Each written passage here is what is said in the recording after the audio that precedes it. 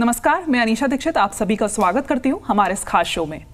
मिर्गी ये एक न्यूरोलॉजिकल बीमारी है जो आपके दिमाग को प्रभावित करती है। इसमें दिमाग की गतिविधि असामान्य हो जाती है और व्यक्ति को दौरे पड़ते हैं। इसकी पुष्टि तब तक नहीं होती जब तक किसी व्यक्ति को 2-3 बार दौरे नहीं आ जाते। इसके क्या क्या साइड इफेक्ट्स होते हैं, मिर्गी कैसे शरीर के अंगों को प्रभावित करती है और सबसे जरूरी इसका इलाज कैसे संभव है, इसी पर आज हम बात करेंगे doctor Sameer Arora, senior consultant neurologist, MD-DM Narayana super speciality hospital, Gurgaon. Sir, आपका बहुत बहुत स्वागत है हमारे इस खास शो में। नमस्कार, मेरा नाम डॉक्टर समीर अरोड़ा है। मैं गुड़गांव के नारायणा सुपर स्पेशलिटी हॉस्पिटल में कंसल्टेंट न्यूरोलॉजिस्ट के तौर पे काम कर रहा हूं। डॉक्टर, सबसे पहला मेरा सवाल है, मिर्गी क्या होती है? इसके बारे में आप हमारे दर्शकों को बताएं। देखिए, मिर्गी एक ब्रेन की बीमारी होती है।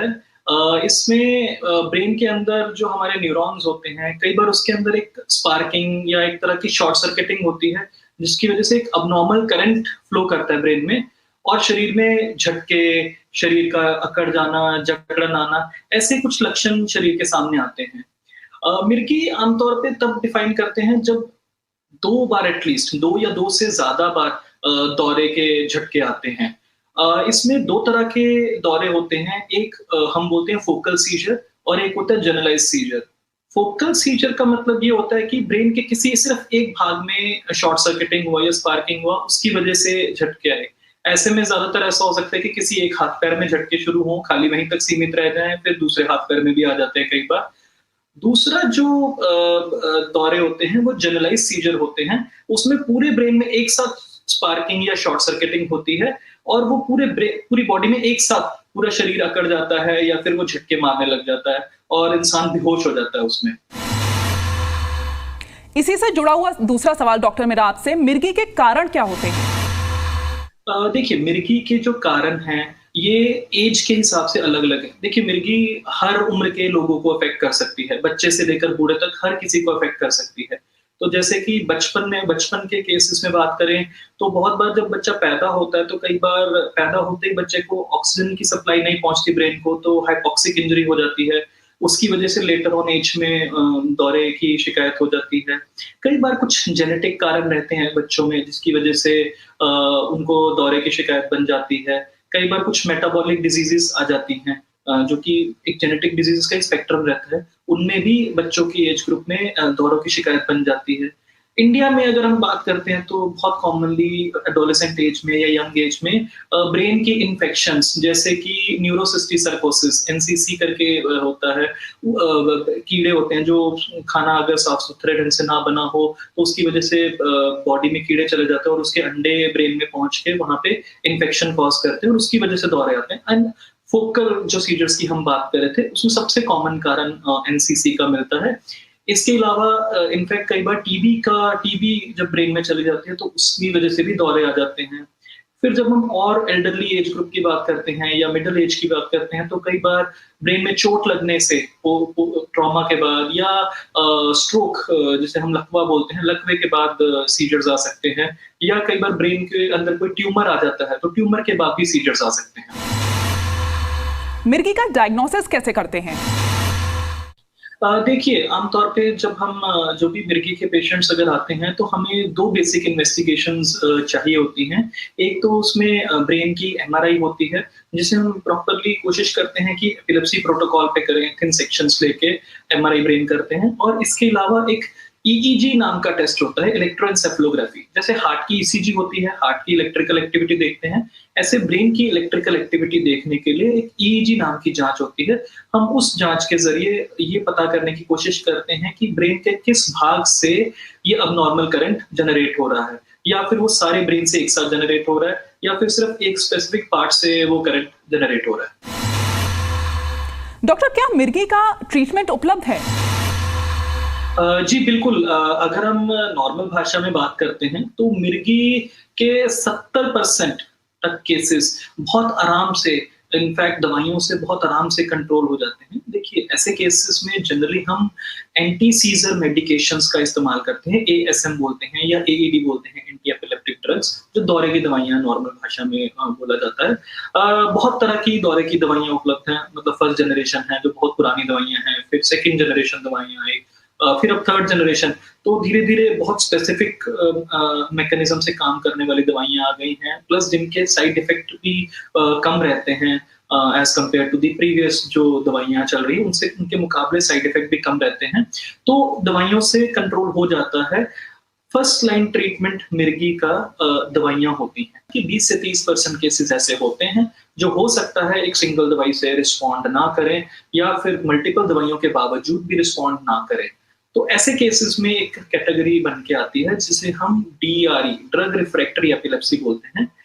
ऐसे केसेस के लिए भी उपचार उपलब्ध है एंड कई न्यूरोमॉड्यूलेशन टेक्निक्स, यानी कि नर्व्स, मतलब वेगल नर्व स्टिमुलेशन जैसे बहुत सारी ऐसी टेक्निक्स हैं जिससे आप दौरों को कंट्रोल करने की कोशिश कर सकते हैं।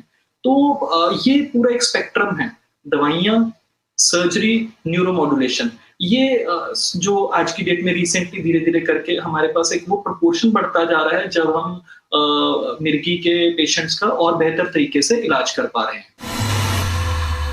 मिर्गी के सिम्टम्स क्या हैं और कोई इनको कैसे पहचान सकता है, इसके बारे में बताएं। इनफैक्ट ऐसा बताया गया है कि रफली 40 प्रकार से भी ज्यादा तरह के सीजर टाइप्स होते हैं। कोई एक ऐसे दौरे का प्रकार भी हो सकता है जिसमें सिर्फ एक हिस्से में झटके आ रहे हो, सिर्फ गर्दन टेढ़ी हो जा रही हो या मुंह टेढ़ा हो जा रहा हो, आंखें उधर घूम जाती हो और पेशेंट होश में नहीं होता, बात नहीं करता, सडनली ऐसे मुंह चलाने लग जाता है या फिर हाथ ऐसे हाथ से कुछ पकड़ने की कोशिश करता है, इसे ऑटोमेटिज्म्स बोलते हैं। सिर्फ शरीर मतलब चुप, एकदम सडनली ब्लैंक हो गया, एकदम खड़े-खड़े गिर गया। तो अलग-अलग प्रकार के लक्षण हम देख सकते हैं। कई लोगों को दौरा आने से पहले एक छोटा-सा एहसास हो जाता है कि उनको दौरा आने वाला है। इसे हम ऑरा टर्म देते हैं। आमतौर पे ये जो ऑरा आता है, ये जो फोकल सीजर की कैटेगरी होती है कि सिर्फ एक पार्ट से दौरा निकल रहा है, उस कैटेगरी की खास बात होती है। उसमें आमतौर पे मरीजों को कई बार, ऐसा नहीं बोलूंगा हर बारी, कई बार थोड़ा सा आइडिया लग जाता है कि उनको सीजर आने वाला है। तो वो सडनली जैसे ही सीजर आने वाला होगा, अचानक से आवाज लगेंगे मम्मी पापा ऐसे करके, और उसके बाद वो गिर जाते हैं और उनका शरीर झटका देने लग जाता है। जबकि जनरलाइज सीजर की जो टाइप होती है जिसमें पूरे ब्रेन में एक साथ स्पार्किंग होती है, उनमें ऐसा ऑरा नहीं आता है। डॉक्टर, कई बार हम ये भी देखते हैं एपिलेप्सी से जुड़ी हुई लोगों के बीच में काफी कॉमन मिसअंडरस्टैंडिंग्स होती हैं, उनके बारे में बताएं।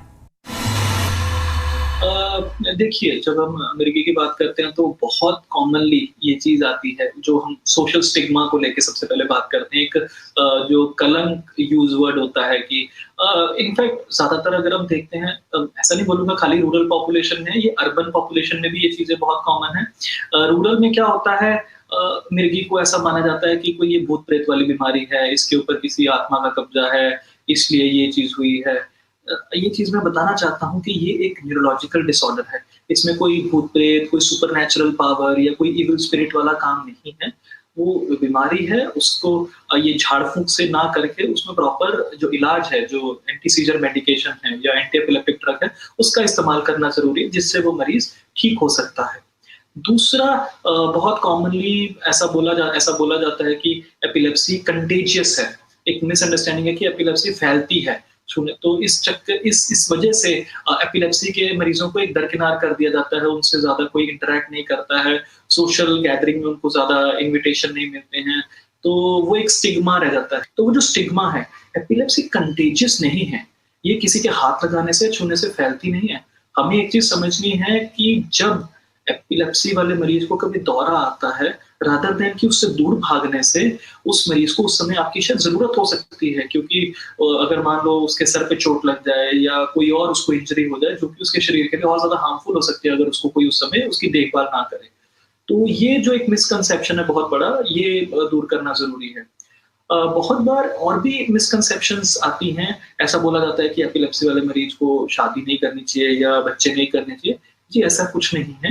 एपिलेप्सी, देखिए मैंने जैसे बोला कि सिर्फ उस टाइम के लिए मरीज अब नॉर्मल होता है, और वो भी अगर वो दवाई खाता रहे तो ज्यादातर चांसेस है कि सीजर नहीं आएंगे, और वो इंसान अपनी नॉर्मल जिंदगी जी सकता है, अपनी नॉर्मल जॉब, बिजनेस जो करना चाहे कर सकता है, अपनी शादी, बच्चे, जिस तरह से भी अपनी जिंदगी जीना चाहता है वो जी सकता है। इसके अलावा एपिलेप्सी के बारे में और भी बहुत मिसकंसेप्शंस हैं। लोग बोलते हैं कि ये क्योर नहीं होती है। मैं ये चीज़ बोलना चाहता हूँ, जैसे मैंने बताया कि 70 से 80% मरीज़ दवाइयों से बिल्कुल ठीक हो जाते हैं। हम इसको ट्रीट कर सकते हैं। ये कोई लाइलाज बीमारी नहीं है। हाँ, कुछ केसेस के लिए वो ट्रीटमेंट थोड़ा-सा ट्रिकी होता है, टफ होता है या ज़्यादा टाइम लगता है, बट वो ट्रीट हो जाता है। साथ ही डॉक्टर आप ये भी बताएं कि मिर्गी के मरीज की किस तरह से देखभाल करनी चाहिए, इस पर आप क्या सलाह देना चाहेंगे हमारे दर्शकों को? जी, मिर्गी के मरीजों को आमतौर पे जब भी अटैक आता है, देखिए घर वालों के लिए एज़ अ केयर गिवर ये चीज़ देखनी ज़रूरी है कि मिर्गी के पेशेंट का क्या ध्यान रखना है। सपोज़ेडली किसी के सामने अगर मिर्गी के पेशेंट को अटैक आ जाता है, तो जो चीज़ें ध्यान रखनी है वो ये है कि उसको एकदम आस-पास बिल्कुल कोई शार्प ऑब्जेक्ट्स ना हो। एक ऐसी जगह पे लिटा दें जहाँ आस-पास कोई शार्प या कोई तीखी चीज़ें ना पड़ी हों। उसके सर के नीचे एक कंबल या जैकेट वगैरह कुछ फ़ोल्ड करके रख दें। पेशेंट को एक करवट में लिटा दें। देखिए, हाथ से उसकी मूवमेंट्स को रोकने की कोशिश ना करें। ना ही पेशेंट के मुँह में उस समय कुछ भी चम्मच, जुराब जो कि कॉमनली लोग करते हैं या कुछ भी इंस्ट्रूमेंट मुँह में डालने की कोशिश करते हैं क्योंकि वो झाड़ी भिज जाती है तो वो जीभ कटने से बचाने के लिए लोग कई बार कई चीज़ों का इस्तेमाल करते हैं जिससे मरीज़ को नुकसान हो सकता है। हमने कई बार ये भी देखा है कि दौरे के टाइम पे कुछ लोग मरीज़ को पानी पिलाने की कोशिश करते हैं जो कि बिल्कुल गलत है। बल्कि इस तरह की एक्टिविटी से मरीज के फेफड़ों में पानी जाने का खतरा रहता है और उससे एस्पिरेशन और अन्य कॉम्प्लिकेशंस होने का खतरा भी रहता है। ये ये इस तरह की कोई भी एक्टिविटी ना करें जब किसी मरीज को दौरा आ रहा होता है। देखिए, नॉर्मली 1 या 1.5 मिनट में जो ये मूवमेंट्स हैं, जो झटके आ रहे हैं इस तरह से या शरीर अकड़ जाता है, ये जो मूवमेंट्स आ रही होती हैं 1 से 1.5 मिनट में रुक जाती हैं। उसके बाद कुछ देर के लिए पेशेंट थोड़ा कन्फ्यूज़ स्टेट में रहता है और धीरे-धीरे करके होश में आना शुरू होता है। जब मरीज़ होश में आना शुरू होता है, आप उस समय उसको कुछ खिलाने-पिलाने की कोशिश कर सकते हैं। पर जब मरीज़ का होश नहीं है, तब इस तरह की कोई भी चीज़ नहीं करें। आजकल देखिए एक नेज़ल स्प्रेज़ के फॉर्म में दवाइयाँ आती हैं, जैसे एक मिडाज़ोलम नाम से दवाई आती है, जो नेज़ल स्प्रे फॉर्म में अवेलेबल होती है। हम जनरली ये एडवाइस करते हैं कि घर के एक कोने में एक फिक्स जगह पे वो दवाई रहनी चाहिए, जिससे क्या होता है कि हर घर वाले को पता होना चाहिए कि ये दवाई यहाँ पड़ी है। तो बाई चांस किसी के भी सामने वो दौरा आता है, तो वो दवाई का इस्तेमाल कर सकते हैं। आम तौर पे उस दवाई का इस्तेमाल भी हम तभी बोलते हैं अगर ये दौरा 2 मिनट से ज़्यादा लंबा चल रहा हो। जैसे कि मैंने कहा कि ज़्यादातर जो झटके के एपिसोड हैं, वो 1 से 1.5 मिनट में रुक जाते हैं। पर कई बारी वो लंबा भी चल सकता है और अगर लंबा चलता है तो आप उस स्प्रे का इस्तेमाल कर सकते हो और तुरंत पेशेंट को हॉस्पिटलाइज कर सकते हो। नॉर्मली हर दौरे के एपिसोड के बाद आपको हॉस्पिटलाइजेशन की ज़रूरत नहीं होती है। अगर जैसे आप पहले से जानते हो कि आपके मरीज़ को दौरे की शिकायत है और 1 डेढ़ मिनट में अगर दौरा कंट्रोल हो गया, तो आपको जो है सिर्फ़ उसकी केयर करनी है उस समय, मूवमेंट्स को रोकने की कोशिश नहीं करनी है। हाथों से ऐसे पकड़ के मूवमेंट्स रोकने की कोशिश नहीं करनी है, मुँह में कुछ नहीं डालना है और एक साइड करवट करके लिटाना है। ऐसा क्योंकि कई बार बोला जाता है, लोगों को लगता है कि जैसे दौरा आ रहा होता है सीधे लेटे-लेटे मरीज़ अपनी ज़ुबान खा जाएगा। ये भी एक मिसकंसेप्शन है। तो ऐसा अपनी जीभ को कोई खा नहीं सकता है मरीज़, बट टंग फॉल पीछे गिरने रेस्पिरेटरी पाथवे आपका उसको प्रोटेक्ट करने के लिए आप मरीज़ को एक साइड करवट दिला देते हो, जिससे कि वो जीभ पीछे नहीं गिरती है और उसका रेस्पिरेशन, साँस वगैरह आराम से चलता रहता है। अगर पेशेंट को रिपीटेडली एपिसोड्स आ रहे हों घर पे, एक एपिसोड आया और तुरंत फिर दूसरा एपिसोड आ गया और इस 2 एपिसोड्स के बीच में मरीज़ को होश नहीं आया, तो चांसेस हैं कि मरीज़ एक स्टेटस एपिलेप्टिकस नाम के उसका एडवांस्ड फॉर्म होती है, उससे जूझ रहा हो। तो ऐसे केस में तुरंत मरीज़ को हॉस्पिटलाइज़ करना ज़रूरी है या फिर अगर एक सीजर का एपिसोड 3 मिनट या 5 मिनट से ज़्यादा लगातार चल रहा है, तो उसको तुरंत हॉस्पिटल में लेके जाने की ज़रूरत होती है। डॉक्टर, क्या टेंशन या स्ट्रेस में एपिलेप्सी हो सकती है? देखिए, टेंशन या स्ट्रेस से एपिलेप्सी के मतलब एग्जिस्टिंग एपिलेप्सी में सीजर अटैक्स आ सकते हैं। अगर पहले से मरीज एपिलेप्सी से ग्रस्त है, तो उसमें अगर स्ट्रेस उस पेशेंट को स्ट्रेस होता है, तो फ्रीक्वेंटली उसको एपिसोड्स आते हैं। इसीलिए हम एज अ केयर गिवर को भी हम ये बात बोल समझाते हैं कि मरीज को किसी प्रकार का स्ट्रेस नहीं होना चाहिए। मरीज की नींद पूरी होनी चाहिए, क्योंकि जैसे स्ट्रेस होता है, कई बार स्लीप प्रॉपर नहीं हो पाती है, तो स्लीप प्रॉपर नहीं होती है तो उससे भी सीजर ट्रिगर होते हैं। अगर आप डिस्पाइट कि आप दवाई प्रॉपर टाइम पे खा रहे हो, सुबह शाम की अपनी डोजेस टाइम पे बांध रखी हैं, जो कि सबसे पहला क्राइटेरिया है, आपको है कि दवाई बिल्कुल टाइम टू टाइम खानी है। ड्रग डिफ़ॉल्ट नहीं होना चाहिए, टाइम टू टाइम दवाई 2 टाइम है या 3 टाइम है, जैसे भी आप जो दवाई ले रहे हो। उसके अलावा नींद पूरी होनी चाहिए और स्ट्रेस नहीं होना चाहिए। ये बहुत बड़ा फैक्टर है एक्जिस्टिंग डिज़ीज़ को कंट्रोल करने के लिए। पर अगर मैं बोलूँ कि सोल स्ट्रेस है, उससे एपिलेप्सी ट्रिगर होती है, ये थोड़ा-सा अनकॉमन है। इनफैक्ट ऐसे केसेस में कई बार स्ट्रेस और एंग्जायटी के केसेस में कई बार साइकोजेनिक नॉन एपिलेप्टिक सीजर्स आते हैं, पीएनईएस बोलते हैं। जो देखने में कई बार मरीज जिस तरह से डिस्क्राइब करते हैं या अटेंडेंट जिस तरह से डिस्क्राइब करते हैं कि मरीज को दौरे आते हैं, पर वो कई बार ट्रू दौरे नहीं होते हैं, उसे पीएनईएस बोलते हैं, साइकोजेनिक नॉन एपिलेप्टिक सीजर्स। तो ऐसे केसेस में हम जनरली बहुत बार ना पेशेंट से या उनके अटेंडेंट से हम वीडियो मांगते हैं कि एक बार अगर आप उसके जो एपिसोड की वीडियो भेजें, ताकि हम डिफरेंशिएट कर सकें कि क्या ये ट्रू दौरा है या ये एक स्यूडो सीजर है या साइकोजेनिक नॉन एपिलेप्टिक सीजर है। साथ ही कई लोगों के मन में यह भी सवाल होता है कि क्या एपिलेप्सी के लिए जिंदगी भर दवाइयां या इलाज लेना पड़ सकता है? देखिए, 2 टर्म्स होती हैं, एक होती है क्यूरेबल, एक होती है ट्रीटेबल। जब हम एपिलेप्सी की बात करते हैं, हम ये बोलते हैं कि एक ट्रीटेबल डिजीज है। हालांकि कुछ चाइल्डहुड एपिलेप्सीज जो बचपन की एज में शुरू होती हैं, बच्चों में शुरू होती हैं, कई बार बच्चे उस एपिलेप्सी से सीधा आउटग्रो कर जाते हैं। 10-10 साल तक कोई सीजर नहीं आता है, बिल्कुल, और 5 साल बिना दवाई के बिल्कुल बढ़िया चल रहे हैं। तो ज्यादातर ऐसे केसेस में हम ये मान के चलते हैं कि उनकी एपिलेप्सी रिजॉल्व हो जाती है।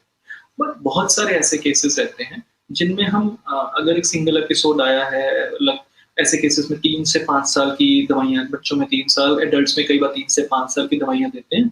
उसके बाद हम असेस करते हैं, अगर ऐसा लगता है कि रिस्क कम है तो हम धीरे-धीरे दवाइयों को टेपर करते हैं। इसके बावजूद कई बार सीजर्स आने के चांसेस रहते हैं। ऐसे केसेस में कई ऐसे केसेस हैं, ऐसा नहीं बोलूँगा, कई ऐसे केसेस हैं जिसमें लाइफ लॉन्ग मेडिकेशंस की भी ज़रूरत पड़ सकती है। बट वो केसेस में लाइफ लॉन्ग मेडिकेशंस वाले ग्रुप में ज़्यादातर लाइफ लॉन्ग लेने के बाद पेशेंट अपनी नॉर्मल लाइफ जी सकता है। तो हम ये बोलते हैं कि दे आर ट्रीटेबल। मैं क्यूरेबल वर्ड का यूज़ नहीं कर रहा हूँ, मैं ट्रीटेबल वर्ड का यूज़ कर रहा हूँ। जैसे डायबिटीज़ क्यूरेबल नहीं है, ट्रीटेबल है। बीपी क्यूरेबल नहीं है, ट्रीटेबल है। इसी तरह से एपिलेप्सी भी ट्रीटेबल है। तो हम ये नहीं बोलेंगे कि ये कोई लाइलाज बीमारी है। हाँ, ड्रग रिफ्रैक्टरी एपिलेप्सी केसेस में चैलेंजेस ज़रूर आते हैं, हर डॉक्टर के लिए आते हैं उसको मैनेज करना। बट फिर भी वो ज़्यादातर केसेस में वो मैनेज हो जाती हैं चीज़ें। क्या एपिलेप्सी वाले पेशेंट्स नॉर्मल लाइफ जी सकते हैं? जी बिल्कुल। ज़्यादातर केसेस में एपिलेप्सी अगर जैसे इनफ्रीक्वेंट अटैक्स आते हैं किसी को दौरे के, तो उनके कोई परमानेंट ब्रेन डैमेज नहीं होता। अगर कोई इनफ्रीक्वेंट किसी को साल में 1-2 बार आया या 6 महीने में 1 बार अटैक आता है, तो ऐसे केसेस में कोई ब्रेन डैमेज नहीं होता। तो वो इंसान अपनी नॉर्मल लाइफ जी सकता है, अपनी नॉर्मल जॉब, अपनी नॉर्मल रूटीन, गेमिंग वगैरह जो करना चाहे वो कर सकता है। लेकिन हाँ, कुछ एक्टिविटीज़ के लिए हम शुरुआती फेज़ में खास करके रिस्ट्रिक्शंस ज़रूर रखते हैं। जैसे हम जनरली ड्राइविंग के लिए मना करते हैं, स्विमिंग या एडवेंचरस एक्टिविटीज़ खास करके हाइट्स पे, ऐसी एक्टिविटीज़ के लिए हम कुछ फेज़ के लिए ज़रूर मना करते हैं, क्योंकि उस समय अगर ऐसी कोई घटना होती है या ऐसा कोई एपिसोड होता है तो वो लाइफ थ्रेटनिंग हो सकता है। लेकिन अदरवाइज़ जी, एपिलेप्सी का पेशेंट सिर्फ सीजर के टाइम पे अब नॉर्मल रहता है। अदरवाइज़ वो अपना नॉर्मल बिहेव करता है, नॉर्मल काम करता है, आपकी तरह मेरी तरह ही घूम रहा होता है। मैंने जैसे बताया ना, बहुत सारे लोग होंगे आपके आसपास जो एपिलेप्सी के शिकार होंगे, लेकिन वो सोशल स्टिग्मा की वजह से बताते ही नहीं होंगे, तो आपको शायद पता भी नहीं चलेगा कि कितने सारे लोग हैं जो अपनी एपिलेप्सी की बीमारी का जिक्र नहीं करते हैं, सिर्फ इस डर से कि क्या आपका उनके प्रति कोई रिएक्शन चेंज हो जाएगा क्या, कि जब आप वो अपनी एपिलेप्सी का जिक्र कर देंगे आपके सामने। डॉक्टर, मेरा आखिरी सवाल आपसे, एपिलेप्सी अवेयरनेस पर आप हमारे दर्शकों को क्या मैसेज या ऐसी कोई जानकारी जो आप देना चाहें? देखिए, जिस तरह वैसे तो हमने काफी लंबी डिस्कशन इस चीज पे करी एपिलेप्सी को लेके, सबसे जरूरी है कि हम वो सारे मिथ या वो मिसकंसेप्शंस, उनको दूर करके हम फैक्ट्स की बात करते हैं। जैसे हम फैक्ट्स की बात करते हैं, देखिए अगर हम ग्लोबली और इंडिया वाइज दोनों की बात करते हैं, इंडिया में रफली 12 मिलियन यानी कि 1.2 करोड़ पीपल एपिलेप्सी या सीजर्स का शिकार हैं, जबकि अक्रॉस ग्लोब 50 मिलियन लोग यानी कि 5 करोड़ लोग इस चीज से पीड़ित हैं। तो ये एक ह्यूज नंबर है और ये ह्यूज नंबर कहीं ना कहीं ट्रीटमेंट डिजर्व करता है। हमें एक ये अवेयरनेस सिर्फ एपिलेप्सी के मरीज के लिए नहीं है, ये अवेयरनेस हम आम जनता के लिए है कि हमें उनको एक्सेप्ट करना है, उनकी बीमारी में उनका साथ देना है। ये बीमारी किसी को भी हो सकती है। हम बहुत सारे ऐसे केसेस आते हैं एपिलेप्सी के जिसमें एमआरआई नॉर्मल होती है, ईईजी नॉर्मल होती है, लेकिन फिर भी मरीज को दौरे आ रहे होते हैं। तो ऐसा नहीं है कि ये चीज किसी के साथ नहीं हो सकती। 1 in every 100 individuals can develop epilepsy. So हमें ये चीज की एक्सेप्टेंस की किसी को अगर आया है तो वी शुड बी कंपैशनेट, हमें उनको सपोर्ट करना जरूरी है। इसके लिए हम आमतौर पे पर्पल कलर का जो होता है, जैसे पर्पल डे 26 मार्च को मनाया जाता है। हालांकि हमारा नेशनल एपिलेप्सी डे जो है 17 नवंबर को सेलिब्रेट किया जाता है, एंड ये पूरा मंथ जो है नवंबर मंथ, इसको नेशनल एपिलेप्सी अवेयरनेस मंथ के तौर पे सेलिब्रेट करते हैं। इसका पूरा जो मतलब होता है वो एपिलेप्सी के रिलेटेड लोगों को जागरूक करना होता है, जो पीपल लिविंग विद एपिलेप्सी, कि भाई उनको सपोर्ट की जरूरत है। वो डिजीज बर्डन अगर हम उनको सपोर्ट करते हैं तो उनकी डिसेबिलिटी कम होती है, उनका स्टिग्मा कम होता है, वो सोशली ज्यादा इंटरेक्ट कर पाते हैं, शायद अच्छी जिंदगी भी जी पाए अगर हम एक अच्छी एक्सेप्टेंस दिखाते हैं उस चीज के लिए। और आगे के लिए भी मतलब जब पर्पल कलर का, जैसे मैंने बोला कि लोग अपने पर्पल कलर की टी शर्ट्स पहनते हैं, बैंड्स पहनते हैं, लोग अपने घरों की वॉल्स को पर्पल कर लेते हैं to show the support to the people. So there are many foundations, बहुत सारी फाउंडेशंस बन गई हैं एपिलेप्सी को लेके, और वो ये सारा काम कर भी रही हैं actively to support the people living with epilepsy. Doctor, आपका इन अहम जानकारियों के लिए बहुत बहुत धन्यवाद। मिर्गी के प्रति कई अहम जानकारियां आपने हमारे दर्शकों को दी। उम्मीद है हमारे दर्शकों को इन जानकारियों से फायदा होगा और मिर्गी का सही समय पर सही इलाज हो पाएगा। अभी के लिए फिलहाल इतना ही। धन्यवाद।